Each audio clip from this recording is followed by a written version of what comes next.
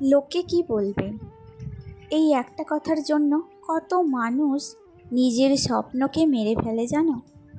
কিন্তু আমি ঠিক করেছি, লোকের কথাই নয়, নিজের ইচ্ছা আর পরিশ্রমের উপর ভরসা করেই এগিয়ে যাব। জানো তো, কিছু মানুষের চরিত্র বোঝা সত্যিই খুব কঠিন। সামনে তারা খুব ভালো ব্যবহার করবে, কিন্তু পিছনে গিয়ে তোমাকে নিয়েই নানা কথা বলবে। বিশেষ করে যখন দেখবে তুমি নিজের মতো করে কিছু করার চেষ্টা করছো, তখন তোমার কাজের ভুল খুঁজে বের করতেই তারা বেশি ব্যস্ত হয়ে পড়ে। বর্তমানে আমি ভিডিও করি বলে অনেকেই অনেক রকম মন্তব্য করে, কেউ কেউ টিটকারিও কাটে। কিন্তু আমি ভাবি, আমি তো কোনো খারাপ কাজ করছি না। আমি আমার সংসারের কাজ, ঘর গোছানোর কাজ, রান্না বান্না, বিভিন্ন রকম টিপস, রেসিপি আর আমার দৈনন্দিন জীবনযাত্রা ছোট ছোট মুহূর্তগুলো তোমাদের সাথে ভাগ করে নিই। আমার কাছে এই ভিডিওগুলো শুধু ভিডিও নয়, আমার ভালোবাসা, আমার শখ, আমার স্বপ্ন।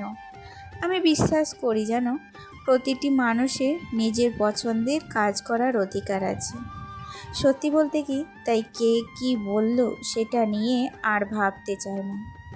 জানো তো, লোকে বলবে, আজ বলবে কালও বলবে, কিন্তু যদি তাদের কথাই শুনতে থাকি তাহলে নিজের স্বপ্নকে কখনোই সত্যি করতে পারবো না। তাই আমি সিদ্ধান্ত নিয়েছি যে যতই বাধাই আসুক, যত সমালোচনাই হোক, আমি আমার কাজ করে যাব। কারণ এই পথটা আমি ভালোবেসে বেছে নিয়েছি। আর একদিন আমার হয়তো এই ছোট্ট চেষ্টাগুলোই বড় কিছু হয়ে উঠবে। এই বিশ্বাস নিয়েই আরও এগিয়ে যেতে চাই। আর লোকে তো বলবেই, কি বলো তো, লোকের কিন্তু এগুলোই বলা কাজ। তোমরাও কখনো মানুষের কথায় নিজের স্বপ্নকে থামিয়ে রেখো না।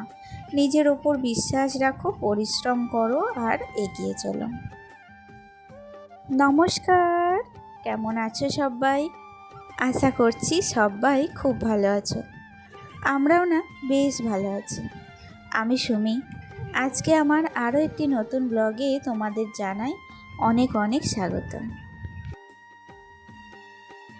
জানো তো, অনেক দিন ধরেই ভাবছিলাম আমার এই পুরো বেডরুমটা একদিন ভালো করে ডিপ ক্লিনিং করব। কিন্তু সংসারের এত কাজের মাঝে আর সময় করে উঠতে পারছিলাম না। তাই আজ ভাবলাম আর দেরি নয়, আজই আমার এই বেডরুমটাকে একদম ঝকঝকে পরিষ্কার করে ফেলব। প্রথমে বিছানাটা ভালো করে ঝেড়ে নিয়েছি, জামা কাপড়গুলো সুন্দর করে গুছিয়ে রেখেছি। আর এই যে আমার আলমারির শোকেসগুলো দেখছো না, মানে তাক এক প্রকার।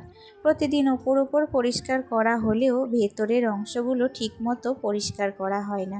তাই আজ সব কিছু নামিয়ে ঝেড়ে মুছে একদম ভেতর থেকে ভালো করে ক্লিনিং করব।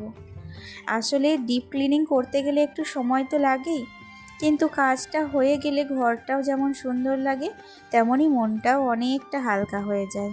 তাই আজ আর কোনো অজুহাত নয়, জোর কদমে কাজে লেগে পড়েছি। তবে তোমরা আবার এটা ভেবো না যে আমি শুধু বেডরুম পরিষ্কার করছি, এর পাশাপাশি সংসারের বাকি কাজও কিন্তু আছে। রান্নাবান্না, ঘর গোছানো, সবই চলবে নিজের সময় মতো। তবুও দিনের মধ্যে একটু সময় বের করে এই কাজটা আজ আমাকে করতেই হবে। কারণ পরিষ্কার পরিচ্ছন্ন একটা ঘর মানেই নিজের জন্য একটা সুন্দর ও শান্ত পরিবেশ। একটা চ্যানেল তৈরি করা যতটা সহজ মনে হয়, বাস্তবে ততটা নয়। একটা ছোট্ট গাছকে যেমন প্রতিদিন যত্ন করে বড় করতে হয়, ঠিক তেমনি একটা চ্যানেলকেও ভালোবাসা, সময় আর অক্লান্ত পরিশ্রম দিয়ে বড় করে তুলতে হয়। জীবনে চলার পথে অনেক বাধা আছে যেন। আমিও মনে করি এই সমালোচনা, কটূক্তি আর সব কিছু, এসবও এক ধরনের বাধা। আর এই বাধাগুলো অতিক্রম করতে পারলেই হয়তো সামনে সাফল্য অপেক্ষা করে থাকে।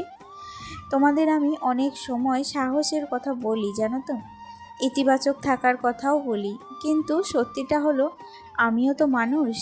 আমারও মন মাঝে মাঝে দুর্বল হয়ে পড়ে। তখন আমারও মনে হয় হয়তো আমি পারবো না, হয়তো এই পথটা আমার জন্য নয়। কিন্তু তারপরেও আমি এই পথ ছেড়ে যেতে পারি না।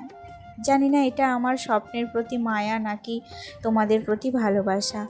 তোমাদের এত সুন্দর সুন্দর মন্তব্য, ভালোবাসা আর উৎসাহ আমাকে বারবার নতুন করে শক্তি দেয়। আমি এর আগেও একটি চ্যানেল ছেড়েছি, আর বিশ্বাস করো এই সিদ্ধান্তটা নেওয়া আমার জন্য খুবই কষ্টের ছিল।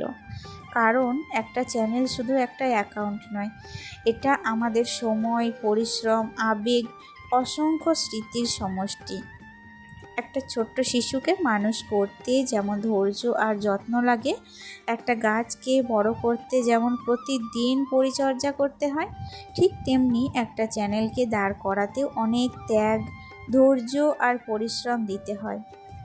অনেক রাত জেগে কাজ করতে হয়, অনেক ব্যর্থতাও মেনে নিতে হয়। তবেই ধীরে ধীরে একটা চ্যানেল নিজের জায়গা তৈরি করে। তাই মন ভেঙে গেলেও, হতাশা আসলেও, আমি চেষ্টা করি আবার উঠে দাঁড়াতে। কারণ আমি জানি যে স্বপ্নের জন্য এতটা পথ চলেছি তাকে এত সহজে ছেড়ে দেওয়া যায় না। আজ না হোক কাল, পরিশ্রমের ফল একদিন না একদিন অবশ্যই পাওয়া যায়।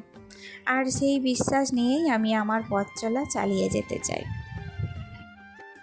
দেখো, তোমাদের সাথে কথা বলতে বলতে একদম বেডরুম ক্লিনিং, তারপরে অনেক কিছু রান্নাবান্নাও হয়ে গেছে। আর আজকে না সমস্তটাই নিরামিষ রান্না করেছি। দেখলে, নিরামিষ রান্না হলে না রান্নাটা একটু তাড়াতাড়ি হয়ে যায়। আসলে আমিষ রান্নাও তাড়াতাড়ি হয়, তবে নিরামিষটা আরও তাড়াতাড়ি হয়।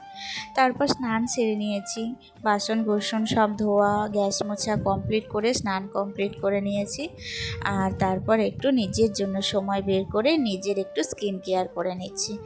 আসলে কি বলো তো, সংসারের কাজে সারাদিন তো উনুনের তাপে, রোদের তাপে থাকতে হয়, তাই জন্য একটু স্কিন কেয়ার এই গরমের দিনে না করলে আর চলে না।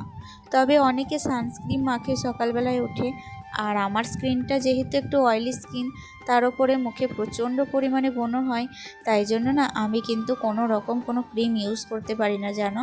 বারবার মুখ দিয়ে শুধু ঘাম বের হয়, তাই জন্য আমি একদম মুখটাকে খোলায় ছেড়ে দিই, কিছু ইউজ করতে পারি না।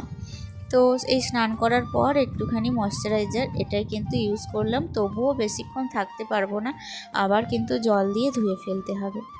আর দেখো, পরিষ্কার পরিচ্ছন্ন করার পর আমার এই নতুন করে তাকটাকে কি সুন্দর লাগছে দেখতে, একদম ঝকঝকে তকতকে। এতক্ষণে মনে হচ্ছে যে না, আমার যে এতখানি পরিশ্রম হলো সবটা কিন্তু সার্থক হয়েছে। দেখো, তোমাদেরকেও দেখাই কি সুন্দর লাগছে, তাই না বলো? অনেকটা ইচ্ছা আছে একটা স্টিকার কিনে এই কাঁচের মধ্যে লাগানোর, দেখা যাক কবে লাগাতে পারি, তবে আস্তে আস্তে সমস্তটাই পূর্ণ করব।